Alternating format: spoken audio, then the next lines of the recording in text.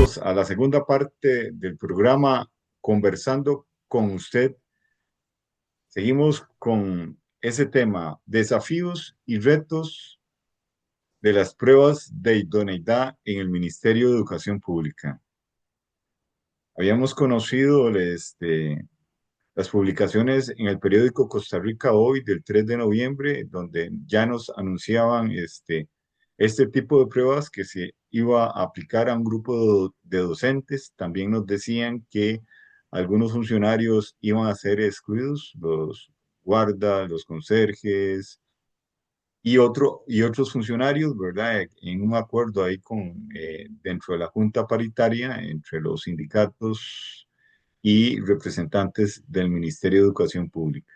Nosotros, a raíz de haber revisado un poco la documentación al respecto, sobre todo el artículo 55 del Servicio Civil, indica que estas pruebas las hace el Servicio Civil y el Ministerio de Educación Pública.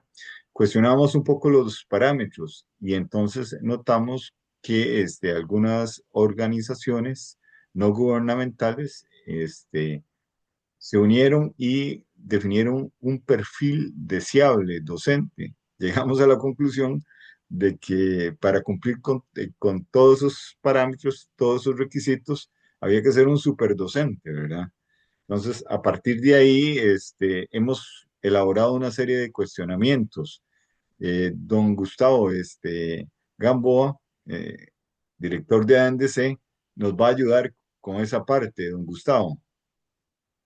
Bien, Marvin, un gusto continuar siempre conversando con usted y con ustedes. Eh, el primer cuestionamiento que tenemos tiene como temática evaluación integral de competencias.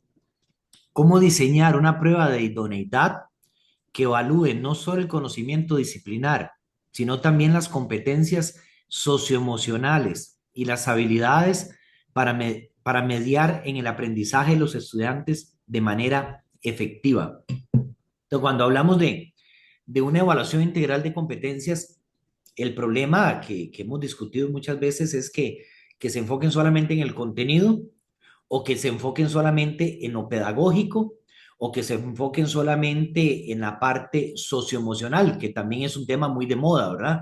Ahora el tema de las emociones y la gestión de las emociones. Entonces, es un reto. Es un reto para quien tiene que diseñar la prueba, para quien tiene que validar la prueba, porque de ahí, el nombramiento, por lo que uno va entendiendo de la persona docente, va a depender, según la legislación que le diste anteriormente, de que hayan aprobado esa prueba. Entonces, esa prueba realmente tiene que ser muy bien calibrada, ¿verdad? Para poder medir todas esas competencias, o sea, conocimientos, habilidades y habilidades que es el saber hacer, pero también el saber gestionar las emociones. Entonces, eso no lo veo, yo no lo veo fácil, no lo veo nada sencillo, Marvin. Claro, mi opinión al respecto es que van a apostar por un tipo de ítem donde metan conocimiento, metan competencias y algunas habilidades disciplinares o curriculares desde el ítem. Pero eso me deja a mí sin sabor, porque nosotros cuando fuimos asesores nacionales y regionales y cuando íbamos al aula a ver la interacción del docente con los estudiantes, es en la práctica educativa, ¿verdad? En esa interacción, ¿verdad? Que uno se da cuenta si es buen docente o no es buen docente, o tiene algunas deficiencias o no las tiene, o hay que fortalecerle ciertas áreas. Entonces, no creo que de una prueba de idoneidad, no creo que sea suficiente para valorar realmente las competencias y las capacidades del docente. Marvin, sí, porque vamos a ver, un instrumento como, eso será es una prueba escrita. una prueba escrita en plataforma, muy probablemente, como la que nosotros usamos en ADEMDC, eh, que como evaluador me puede arrojar a mí una prueba de ese tipo. ¿Qué me arroja? O sea, ¿qué datos me puede arrojar? A mí me parece, o sea, yo puedo, por lo que me decís, es que va a estar muy enfocado a los programas de estudio, ¿verdad? ¿Verdad? O sea, al conocimiento de los programas de estudios, al enfoque del programa de estudios y obviamente a la normativa y demás.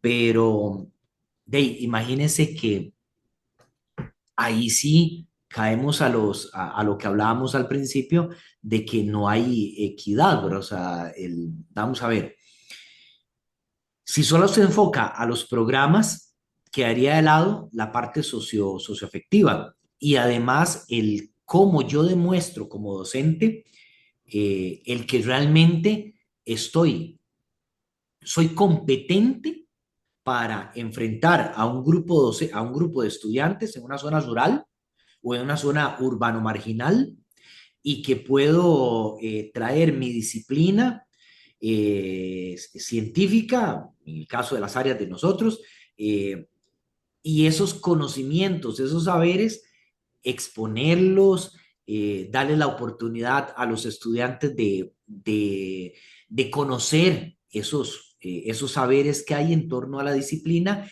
y a desarrollar cierto pensamiento en los estudiantes reflexivo, crítico y obviamente, sobre todo, o sea, contribuir a una formación integral del estudiante. O sea, ¿cómo mido en una prueba eso? Mira, y ya me recordaste un montón de cosas y nosotros que estuvimos tantos años ahí en el ministerio y sabemos cómo funciona, me parece que lo más lógico sería que Servicio Civil con el ministerio indique, o necesitamos, por ejemplo, 50 docentes para educación indígena, ¿verdad? Ok, entonces yo monto varios tipos de prueba, ¿verdad? Eh, digamos las escritas y otras de práctica docente, de idoneidad, donde yo como evaluador me dé cuenta si ese funcionario me va a funcionar en educación indígena. Puede ser que no funcione en educación indígena, sino en la modalidad de educación ambiental, o me funcione mejor en un CINDEA, ¿verdad? O un colegio urbano.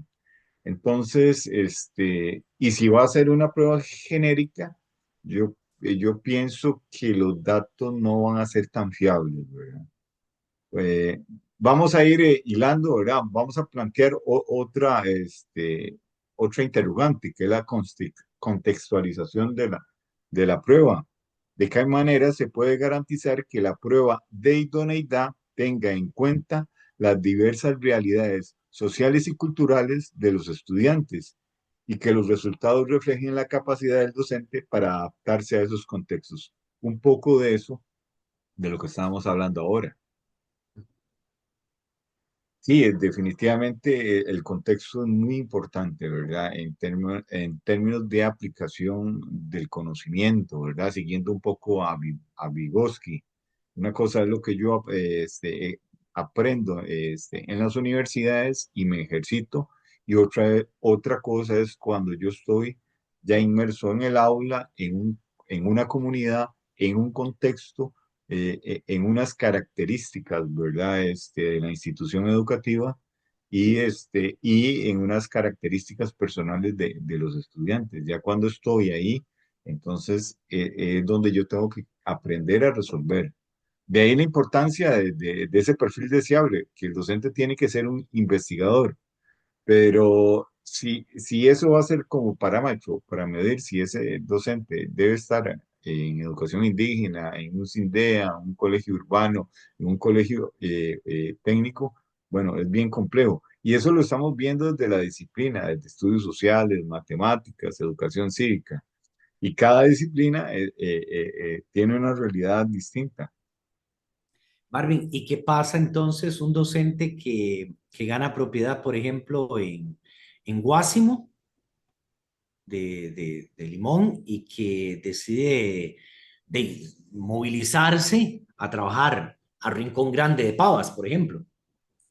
Sí, en esa lógica tendrían que aplicarle otro tipo de prueba. Sí, porque es una contextualización totalmente diferente, porque muy claro que puede haber un conocimiento disciplinar, un conocimiento didáctico disciplinar, de la disciplina y también pueden haber habilidades o competencias socioemocionales, pero ahí estamos hablando de manejo de realidad social y ese manejo de realidad social es muy distinto, o sea, ¿cómo mido yo como evaluador para asegurarme que lo que yo obtengo aplicando esa prueba realmente tiene validez científica? Y yo sé lo que les van a decir, lo que va a aducir el Ministerio de Educación Pública de diferentes departamentos. No tenemos los recursos, ¿verdad? Económicos, no tenemos el tiempo, ¿verdad? Entonces van a apostar por una prueba genérica. Y entonces, como evaluadores externos, ellos como evaluadores externos, diciéndole a una persona si puede estar en propiedad o no, ¿verdad? O puede simplemente incorporarse al Ministerio de Educación Pública como funcionario, ¿verdad? El instrumento sería muy subjetivo, ¿verdad? No sería un instrumento que realmente me permita tomar decisiones pertinentes, ¿verdad? Y que realmente se orienten a lo que están hablando, a mejorar la calidad educativa. Correcto. De hecho, Marvin, otra reflexión que tenemos, otra inquietud, gira en torno a la medición del pensamiento crítico. ¿Qué herramientas y metodologías se pueden utilizar para evaluar de manera efectiva las capacidades de pensamiento complejo en los docentes? ¿Y cómo se pueden asegurar que estas mediciones sean objetivas y válidas? De ahí, es bastante difícil y ahorita que señalas eso, eh, yo como docente estaría preocupado, muy Sí, preocupado. lo que pasa ahí es que, digamos, usted no puede enseñar lo que no sabe. Y si vamos a Ajá. enseñar, y si nos vamos a meter en pensamiento crítico, entonces ya hay un problema de formación profesional. Es algo que tuvo que atender la universidad, las escuelas de educación, tuvo que haberlos atendido de previo para que este docente cumpla, ¿verdad? Con el desarrollo de esa habilidad. Y es una habilidad entre muchas dentro de lo que define la política curricular. El pensamiento crítico me lleva a manejo de fuentes de información, ¿verdad? Y al análisis, que es un poco la dinámica que hemos tenido nosotros. Presentamos la noticia de Costa Rica hoy, fuimos a la legislación y ahora estamos reflexionando sobre lo que debería y lo que no debería de ser una prueba de idoneidad. Entonces, es bien complejo eso, y eso está en el perfil deseable del docente, ¿verdad? Donde muchas organizaciones definieron como deseable, ¿verdad? El pensamiento crítico. Otro de los Ahora, cuestionamientos. Ajá, sí. Marvin, hay para agregar algo más que me parece interesante eso y lo conecto con lo que planteabas anteriormente en la reflexión anterior. Eh, por simplicidad o vamos a ver, por lo que se puede hacer desde el Ministerio de Educación y que uno conoce esto, obviamente se va a enfocar a los contenidos, o sea, va a ser una prueba de contenidos, va a ser una prueba, por lo menos en matemáticas, de lo que conociendo, por ejemplo, a Álvaro Artavia, que ex compañero de trabajo, como director la Dirección de Gestión y Evaluación de la Calidad, o sea, por su formación, por sus antecedentes con Félix Barrantes cuando era el director de aquel de control de calidad. Entonces uno sabe que va a ser una prueba para mí y ya se hizo algunas pruebas piloto cuando, creo que en 2009 por ahí, en matemáticas y que de hecho muchos docentes quedaron muy mal parados, porque de hecho iba con toda la hazaña de evidenciar que había una mala formación disciplinar en matemáticas. Y entonces, claro, porque entonces de esa manera se tenían elementos para poder tomar decisiones. Y yo me atrevo a conjeturar que por ahí va a ir esa prueba, por lo menos en matemáticas. Hay dos aspectos ahí, me recordaste cuando yo era asesor regional en Cartago. Una de, teníamos que hacer una prueba para las maestras en primaria, muy parecido a esto que siempre se ha querido, ¿ah? A una prueba de idoneidad. Entonces, tenían que superar la prueba para poder ser nombradas. Y yo reflexionando, en ese entonces estaban las pruebas de sexto grado, como ahora volvieron, y recuerdo que evaluaba contenidos de cuarto, quinto y sexto. Llegué a la conclusión de que tenía que ser algo muy parecido a una prueba de sexto grado. Entonces, de acuerdo a diferentes pruebas que se habían aplicado en ese momento, superé una muy parecida, de acuerdo a los parámetros de cognitivos, ¿verdad? O lógicos, se desdoblaba el programa de estudio, que es que se sugiere aquí, ¿verdad?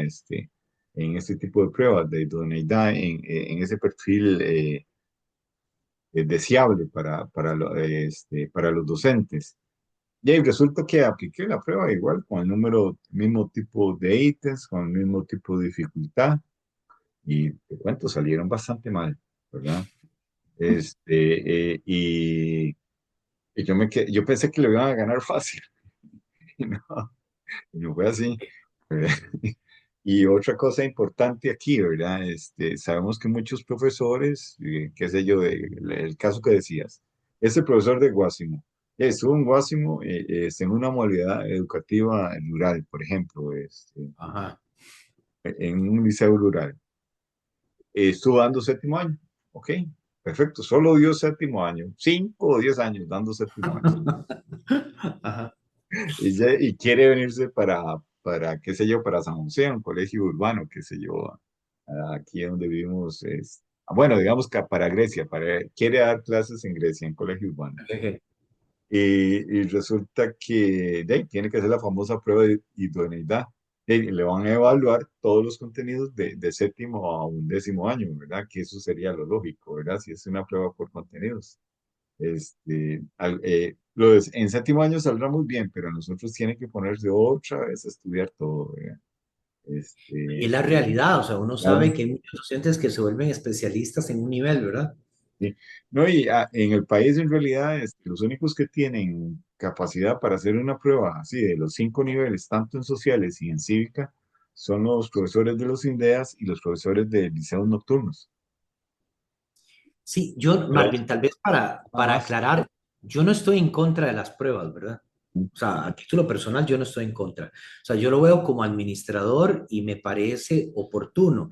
El asunto es qué se puede hacer con las pruebas y eso es parte del pensamiento crítico. O sea, ¿de qué me sirven los datos que me van a arrojar esas pruebas? Entonces, si esos datos realmente me permiten crear un sistema de gestión del desempeño docente donde yo identifico fortalezas y debilidades y a partir de eso coordino, por ejemplo, con el IDP y se contratan empresas privadas como ADEMDC o se contrata otro tipo de empresas, o sea, se entra en licitación o entra el Ministerio de Educación con los asesores a participar en procesos de formación continua, tomando como base el, los resultados de la prueba, pues genial, porque entonces yo como director, entonces tengo la posibilidad de mandar a capacitar a mis docentes.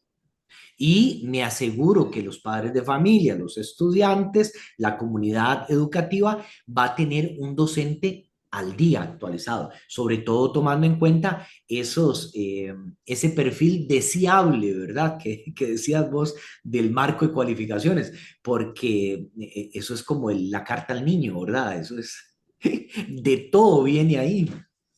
Yo estoy de acuerdo con vos. Una prueba de idoneidad bien montadita, ¿verdad? Que me revise la parte cognitiva y la parte pedagógica y las capacidades, habilidades y competencias del docente. ¿verdad? Y logre adecuar a un contexto este, de un superdocente. Si me arroja información a partir de ahí, ¿verdad? Y llega a un puntaje deseable, entonces yo puedo tomar una decisión de decir, sí, lo incorporamos al ministerio o no lo incorporamos, o le damos un traslado en propiedad o no se lo damos. Pero va a depender de que muchos actores, ¿verdad?, participen en este diseño, control de calidad, desarrollo curricular, desde los programas de estudio, control de calidad de las pruebas, este tipo de sumativas. Van a tener que buscar ayudas en las universidades, en la parte pruebas socioemocionales, en las facultades de educación. Es decir, yo veo muchos actores educativos participando en un diseño de este tipo y no es fácil. No sé si lo han estado trabajando y si no lo han estado trabajando, deberían hacerlo. Por eso es que otro elemento que nosotros cuestionamos es la incorporación de las nuevas tecnologías. ¿Cómo se puede evaluar la competencia de los docentes en el uso de las tecnologías de la información y la comunicación?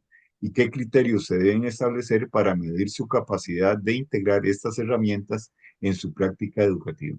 Es decir, habíamos estado hablando de una educación que ha sido tradicional en el país en términos de contenido, la parte socioemocional, el trabajo en el aula. Pero ahora hay otra variable muy importante, ¿verdad? En el siglo XXI, que es el uso de la tecnología. También debe haber un dominio de la herramienta para trabajar en el salón de clases. Y yo preguntaría, ¿en todos los colegios hay este, internet, buena velocidad de internet, hay buen equipo, ¿verdad? Para que los profesores puedan trabajar con los estudiantes? Ahora que van a ver, eh,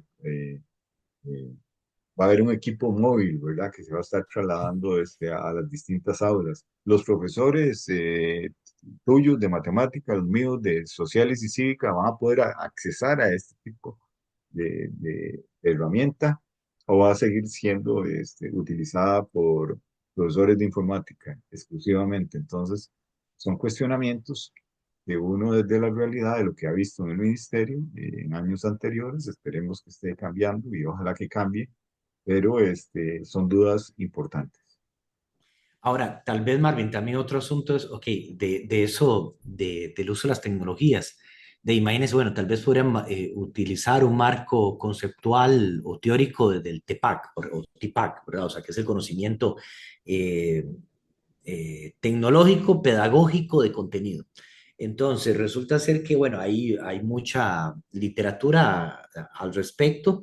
Habría que especificar, digamos, cuáles son los indicadores que me pueden decir si un docente tiene un buen manejo de la tecnología, por lo menos en matemáticas. Pero de ahí, resulta ser que eh, viendo como extremos, o se va a lo muy específico, por ejemplo, el uso de ciertas aplicaciones, de cierto software para modelación, por ejemplo, o a lo más básico, que es simplemente el reconoce que existe esos programas, ¿verdad? Entonces, de ahí, no es lo mismo ese nivel de reconocer la existencia de un programa al aplicar un programa dentro de una lógica, ¿verdad? O sea, dentro de la disciplina, la pedagogía, para poder crear conocimiento, ¿verdad? Entonces, ¿cómo mido eso? Fíjese que yo siempre lo indicaba ahí cuando fui asesor nacional.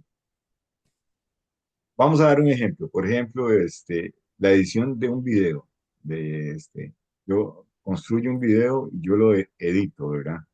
Este, para utilizarlo durante 5 minutos en el salón de clases. Pues, puede ser de cualquier temática, pero en una prueba de idoneidad, ¿cómo yo voy a evaluar esa habilidad y esa destreza? ¿Cómo la voy a en un ítem? No, seamos serios, eso no se puede evaluar en un ítem. Es A menos de que estemos cuando, hablando de un tipo de prueba donde sea estudios de casos. ¿sí? Pero sería, o sea, la elaboración de una prueba de esas, wow, No, yo de pienso un que la ítem prueba, más que todo. este tipo de prueba tiene que tener diferentes facetas. Tiene que haber una parte genérica, ¿verdad? De selección, pero también tiene que haber una prueba de campo, ¿verdad? Tanto en la dinámica de aula como en el uso de la tecnología, en este caso. De lo contrario, yo pienso que es difícil tomar decisiones aceptadas, ¿verdad? Y justas para todos los docentes. Sí, sí, ahí también quería agregar, Marvin, otra de las inquietudes que tenemos nosotros al respecto de estos desafíos, y es que, vamos a ver, la reflexión y el crecimiento profesional. ¿Cómo incluir en la prueba de idoneidad un componente que valore la capacidad de los docentes para reflexionar críticamente sobre su práctica y su disposición para el aprendizaje continuo y la investigación? Y me parece la reflexión y el crecimiento profesional es clave, ¿verdad? Es fundamental. Y para poder entender eso, obviamente se enlaza con lo que hablábamos de un pensamiento complejo. Y para hablar de un pensamiento complejo, o sea, yo tendría que, como docente, evidenciar en la prueba, mostrar en la prueba que capacidad para razonar y argumentar, capacidad para conectar, capacidad para resolver problemas, capacidad para eh, representar ideas eh, y capacidad para comunicar ideas. Entonces, cuando hablo de comunicar, estaría hablando de un tipo de ítem diferente, abierto. Yo necesito comunicar ideas, necesito argumentar, necesito razonar y argumentar. Entonces, Dave, si lo hacemos como un ítem, digamos, de las pruebas que están haciendo ahora para los estudiantes, nos olvidamos de algo tan fundamental que es comunicar. Y si yo reviso este perfil del deseable del marco de cualificaciones, uno de los elementos que señalaba era la lectura y sabemos de investigaciones anteriores del informe del Estado de la Educación que planteaba que 7 de cada 10 docentes no leen. Imagínense que si 7 de cada 10 docentes, no creo que haya cambiado mucho esa tasa. Y hoy, complejo pensar que un docente va a lograr ganar una prueba donde tiene que demostrar ese tipo de pensamiento complejo, ¿verdad? Y, Ya. Ujú. no, no, lo escucho. Bueno, algo que me preocupa es como en una prueba de idoneidad de tipo genérico que uno supone que va a venir, cómo va a venir un ítem que valore a los nuevos docentes que vienen de universidades sobre su práctica, sobre su práctica docente, Y no la ¿verdad? tiene. No la tiene. Entonces, no se podría, ¿verdad? Y sobre Ajá. todo las posibilidades de investigación en su práctica docente, que sabemos que eso es muy Sería complejo. muy teórico, ¿verdad? Contestaría muy teórico. En todos los documentos que tienen que elaborar los docentes, ¿verdad? En términos de planeamientos, informes, ¿verdad? Este, Se les hace muy difícil todo lo que es sistematización de la información. Sí, no tiene tiempo. Vamos con, Ahora, vamos con la última reflexión. Gustavo, flexibilidad y adaptación al cambio. ¿De qué manera se puede evaluar la capacidad de los docentes para ser líderes flexibles e innovadores? Tema tuyo, ¿ah? ¿Y cómo se pueden medir su disposición y habilidades para enfrentar los desafíos de la cuarta revolución industrial en su práctica diaria? eso debería ser por proyectos, Marvin. O sea, si hablamos de una educación por proyectos, el docente debería mostrarlo por proyectos. Y debería ser un proyecto de investigación que lleve a cabo en el aula y que sea, digamos, controlado, en el buen sentido de la palabra controlado, o monitoreado desde la parte técnica administrativa, ¿verdad? Entonces, en una prueba, medir eso, No es viable, esa es la palabra, no es viable. sí, no es viable. Bueno, unas reflexiones finales, porque ya no se nos acaba el tiempo, don Gustavo, ¿qué nos dirías? Marvin, primero que mi posición como director fundador de AMDC es que la calidad de la educación en este país está en juego y que es necesario entrarle y también indicar que desde AMDC estamos comprometidos con la calidad de la educación. Queremos que realmente esto sea una oportunidad para mejorar la formación, no inicial, sino la formación permanente y continua del docente. Nos estamos trabajando con la metodología de investigación, desarrollo e innovación y tenemos bastante experiencia desde las pruebas simulacro que hemos construido, que ya este es el segundo año consecutivo con mucho éxito que hemos aplicado en instituciones privadas y públicas en diferentes regiones del país y que también los procesos de capacitación que llevamos en conjunto con el Colipro y con direcciones regionales, donde hemos participado para apoyar a los docentes, a los asesores regionales, a los directores, tanto en temas de gestión, en temas pedagógicos, en temas disciplinares. Entonces, hay una experiencia que hemos construido que creo que es muy valiosa y que ahorita también nosotros lo vemos como una gran oportunidad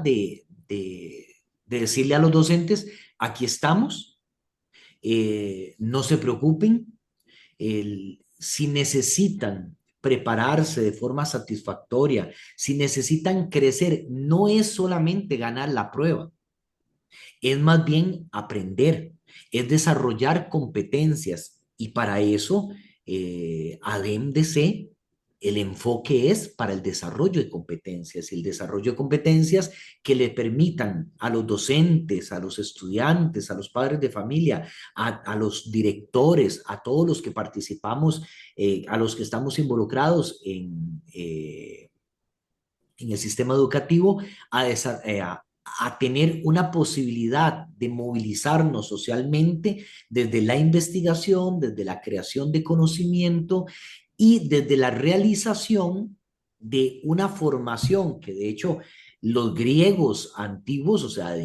desde la Grecia antigua, partiendo desde Sócrates, siempre se enfocaron que la importancia de la educación y de la salud son fundamentales para tener una buena vida. Y así que la calidad de la educación que nosotros creemos en AMDC puede ser una gran ayuda para que los docentes puedan enfrentar con éxito estas pruebas. Yo pienso, digamos, desde la experiencia en el ministerio y con esto que hemos deliberado el día de hoy, llego a la conclusión, digamos, desde la parte operativa, que sí debe haber una prueba, ¿verdad? Una prueba genérica disciplinar, ¿verdad? Como prueba uno. Y que no debe ser una limitante para que el docente pueda ingresar al sistema educativo, ¿verdad? Y que luego, con esas visitas que hacen los asesores a las distintas instituciones educativas, sobre todo los regionales, ¿verdad? No solo se cumpla con la visita, sino también con una valoración desde la práctica docente de los jóvenes, cómo dan su clase, ¿verdad? Cómo están sistematizando información, cómo están innovando. Entonces, registrar, ¿verdad? En uno o dos visitas a ese funcionario. Entonces, cuando ya se tenga, se complemente lo genérico, ¿verdad? Con algo más de visita de campo, tener más elementos para decir, ok, ya usted reúne los requisitos para estar en propiedad. Pero eso lo estoy hablando en términos generales. Mi punto es que no debería ser una limitante, un resultado cuantitativo de una prueba genérica comité de selección. Correcto. Ahora que señalas eso, Marvin, me parece interesante. Ojalá eso, es que depende con qué fin vayan a utilizar los datos que les arroje, o sea, porque se puede aprovechar muchísimo. Ojalá que fuera como un expediente, ¿verdad? Que como el EDUS que maneja la caja, entonces pudiera ver el asesor regional pudiera ver el EDUS del docente de la región que tiene, que va a ir a hacer la visita en el liceo tal o en la escuela tal, y entonces puede haber en el EDUS indicado cuáles son las fortalezas y las debilidades que tiene ese docente.